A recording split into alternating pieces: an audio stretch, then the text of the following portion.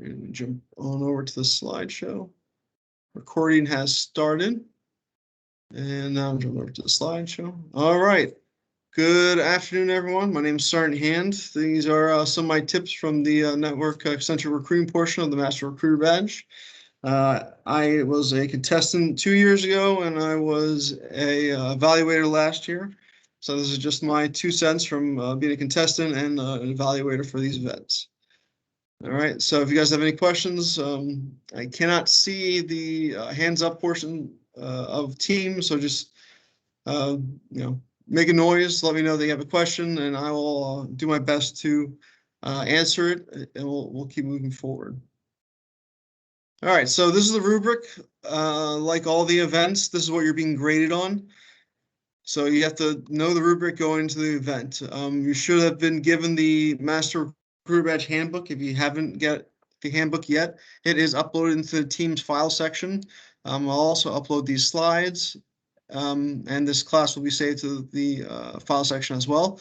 So you can get that before the events, before the Master Recruiter Badge week. When you get to the hands-on portion, you'll be given a training schedule or an event schedule, and you'll know which class or which event is when. So you'll know which rubric to be studying, preparing for. So just make sure that you're studying this rubric before you go into it.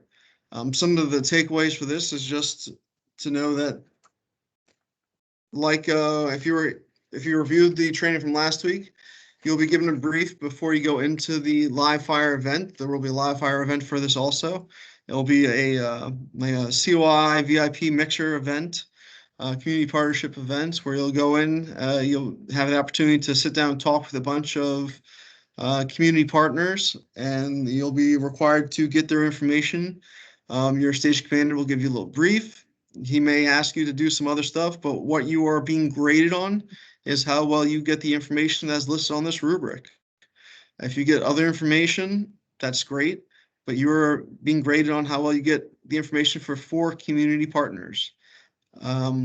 Previous rubrics had 4 community partners listed, so don't get confused that you only need 1 community partner. You actually need 4 community partners built in Recruiter Zone, and we'll actually go over that a little bit further in the slides.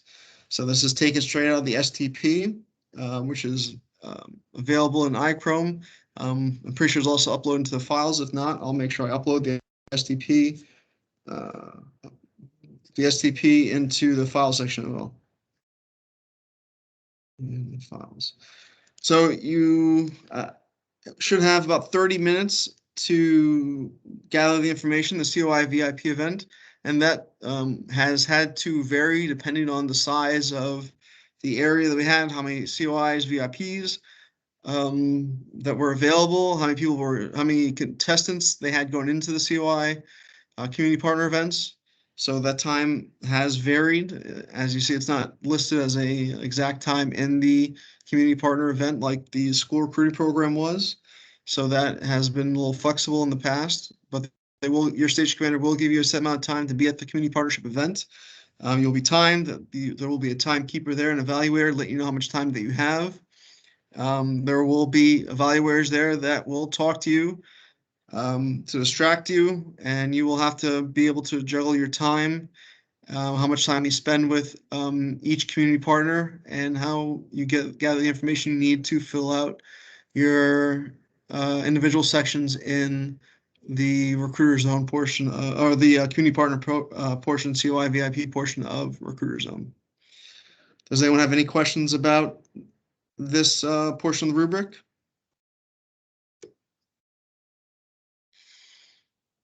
And you must pass 11 of 13 steps to pass this event. If there's no questions, we're going to move on.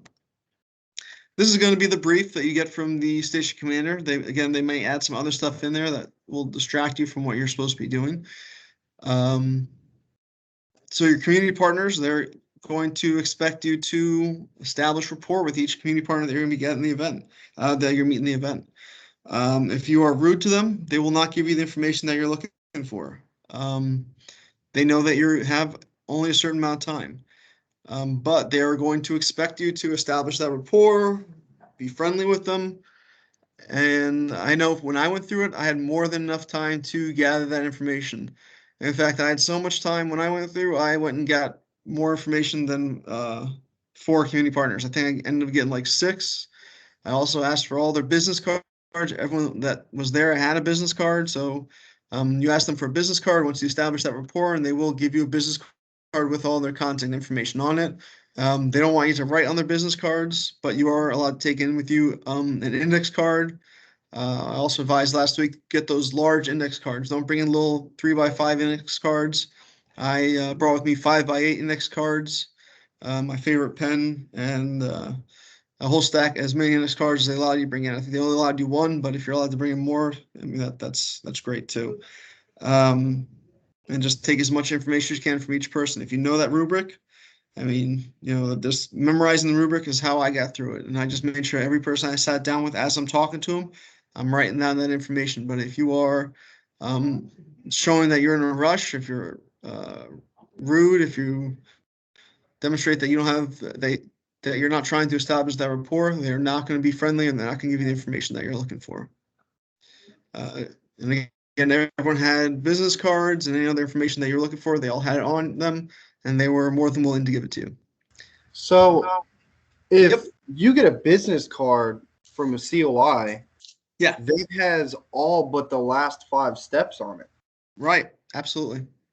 But they're not going to give you that business card until you establish that rapport. So you have to establish that, do what you can. And they might change it up next year. They might not have business cards. They might want you to gather that information. But yeah, so part of it was establishing that rapport, gather that information, and then they would give you the business card. So it was just easier to build that information in the system for you. And that makes it easier for the grader to have a standard that they're looking for. It makes it easier for you to build the information and easier for the grader to grade the information. But yeah, this was an easier event. When I went through, I don't think anyone failed this portion of the hands-on Master Recruiter badge. So you'll have to complete and get all the information, and then it'll be kind of like how a school zone is. Exactly. Right? Yep. So then you'll have, it's, we'll say 30 minutes to get the COIs, get all of the information, and then 30 minutes to input it? Or is Correct. that just like you have 30 minutes overall? No, you have 30 minutes to gather the information from the community partner event. And like I said, that varied between the 2 years that I went because of the environments that we had. Like last year, it was a much larger environment, so everyone had to be spaced out a little bit more. They had to take into consideration COVID spacing, 6 feet apart and all that good stuff. So they gave them a little more time. And when I went through, we were crammed into a little classroom in the schoolhouse. So yeah, the time changes, but then you had 30 minutes to build your 4 community partners into a recruiter zone. Yep. Okay. Any more questions about that? Okay, moving along. So before or after that, you will probably have to take the like a pop quiz on knowing recruiting internal and external networks. This is not part of the rubric, but this ends up being part of what they end up testing you on. And it's not super hard, but they do ask you to fill in these bubbles, and they give you the stuff that you need to fill them in with. But knowing your recruiting internal and external networks becomes part of the network-centric recruiting quiz. So knowing this whole rubric, or not rubric, but knowing this diagram is important. This is what they show you, and they give you the names, and then you have to put them in where they're supposed to go. So I've uploaded a blank one. You guys have the fill that one, and I just memorized this, put them where they would need to go, and then it's just easy as that. So this is part of the recruiting network centric event. So it's a quick quiz you take either before or after, depending on the timeline, how many people will be there. So you do have to know the internal external networks and what goes into those networks and how they're broken down.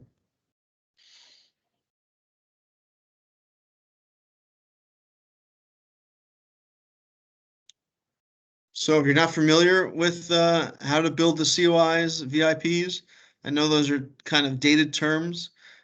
And hopefully you guys being in recruiting stations have done that. And you might not have because it's not something that you deal with all the time. This is just the next couple of slides are just a step-by-step on how to build it and then verify that the information is in there and what they're looking for. So if you have the rubric in front of you, if not, you can pull it up. You're just going to go into, this is the way it's going to look. You're going to either have it on your own computer and they're going to tell you how to go into the train site, or you're going to be in the schoolhouse and they're going to tell you, the user login, and password, just like when you went through the recruiter course or station commander course or any course in the schoolhouse, and you're going to log in and you're just going to go and start inputting the information. On my work zone, you're going to click on the COI VIP link, and then you're going to click on Add New COI VIP. And then it's going to pop up, Add New COI VIP. And then you're just going to start putting in the information of the person that you ran into. Start typing all the information in there. Click Go, and then it's going to take you to the next screen.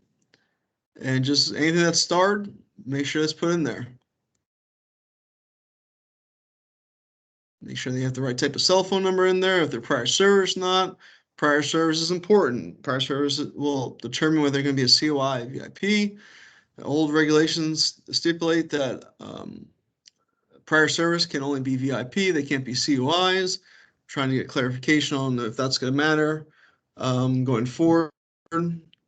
Because depending on which regulations that you're looking at, whether it's UM3-01, UM3, or the UTC that goes over community partners, they all kind of stipulate different guidance on whether you're looking at COIs, VIPs for that. But make sure all the information's in there and you fill it out and know why you put in someone's a COI VIP. If you have justification on why you put someone as a COI VIP and you have the regulations that back it up, you're not going to be wrong. All right. But you have to know why you did something. And if the grader gives you a bad gigs you on something, and you can say that, hey, look, I did this because of this and this regulation, they're going to give you the benefit of the doubt, and you're going to get a go for a rebuttal. That's just the way it goes. They're not looking to fail you for just to fail you. If you know why you put something in there, make sure you say, this is why I did something. After you hit next, it's going to take you to this screen. This one's not pass or go. Just put in here what your COI VIP can do for you. Hit next. This one is go part of your go, no go. So in the action section, you cannot put in the if that was an event unless you have an event built in there. So make sure that you put in something that's not going to lock up the system and eat up valuable time. So you're going to do this 4 more times and you got 30 minutes. So if it takes you 10 minutes to build an event and you only got 30 minutes to do it, make sure you figure out ways that's going to cut time off so you can do it within the time that's allotted. So put an office visit, put in whatever action that is that you need to get in there, and then put in the remark section. And they'll also give you clarification on what type of action needs to be put in there too. So, obviously the event is a mixer or whatever the event is, but you can't put in an event unless it's built in as an event in Recruiter Zone.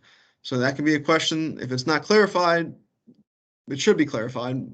And then, if I'm at the event, I'll make sure it's clarified. But it all depends on who's grading it and whatever. But they will tell you, hey, look, build it as an office visit, build it as whatever appointment initial, result, and that's how we will be looking to grade it.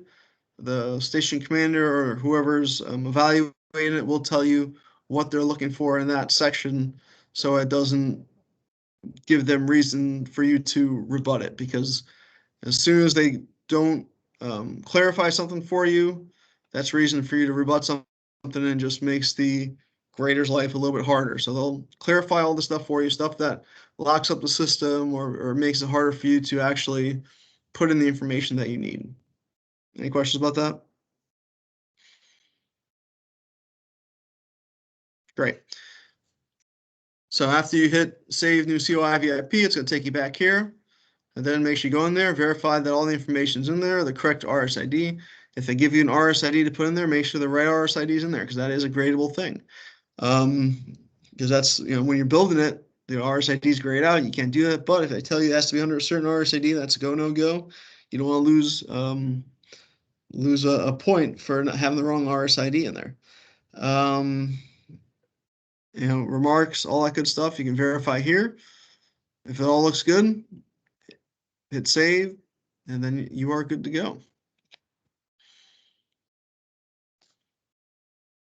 And that is COI VIP event in a nutshell. Like I said, when I went through it, I don't think anyone got gigged on the COI VIP event. And last year, no one got gigged on it either, or no one got sent home on the COI VIP event either. So it's 2 years we've had a pretty good success rate on the COI VIP event. Does anyone have any other questions about the COI VIP event? If no one has any questions about the COI VIP event in general, I will open it up to any Master Recruiter Badge questions at all.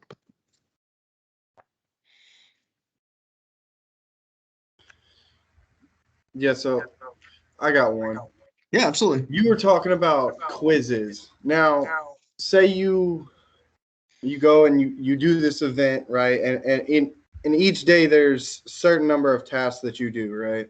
And then at the end of the day, every day, do you have a quiz on the task that you took, or is there like a No, this is the only event that has this like pop quiz, and I think they did it one year and they thought it was funny, or whatever.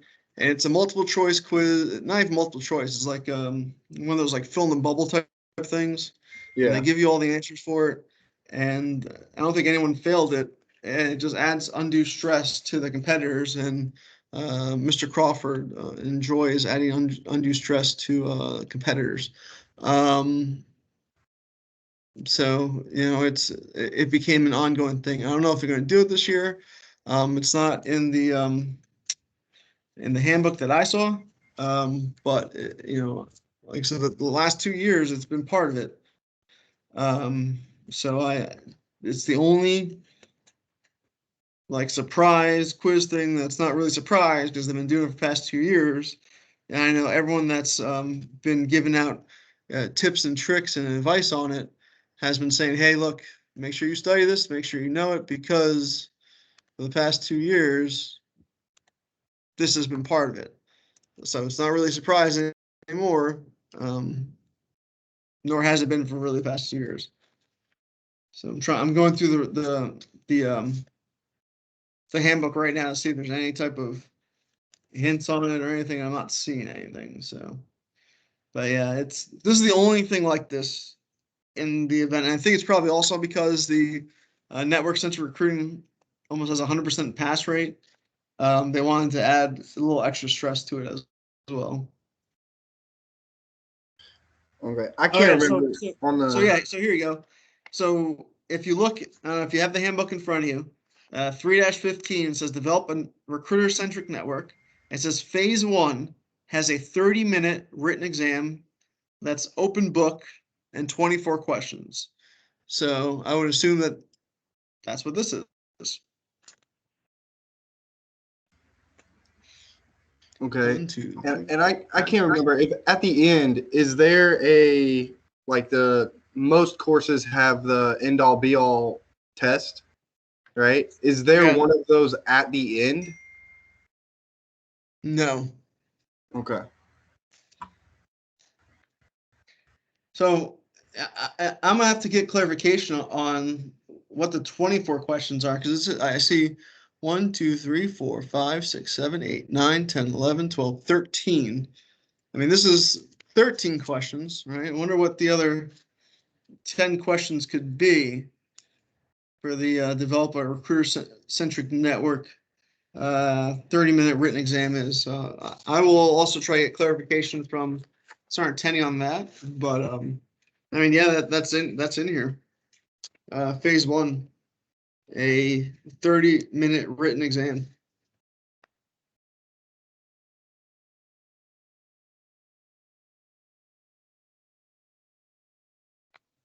You know, I'll see if there's any more references to it too, and hopefully by the next time we go over this class, we will have maybe a little more clarification on it. But they might want it to be a surprise. Who knows?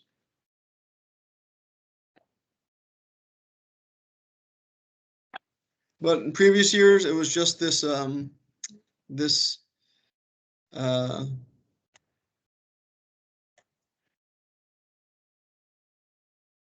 this diagram, and you would just have to put in fill in the bubbles of the recruiting internal external networks.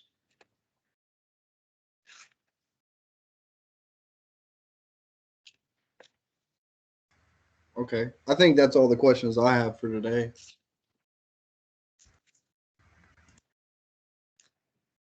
Yeah, I'm good too, man. I appreciate the class. Oh, not a problem. Like I said, next time we go over this, I'll hopefully have more clarification on the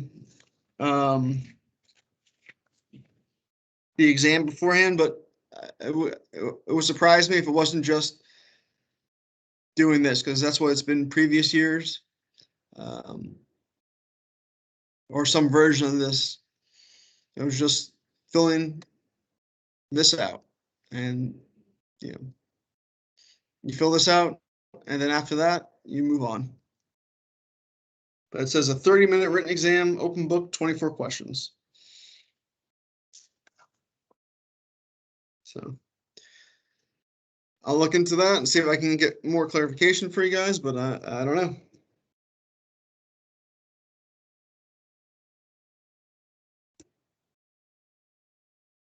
So if that's all you guys got, I'm going to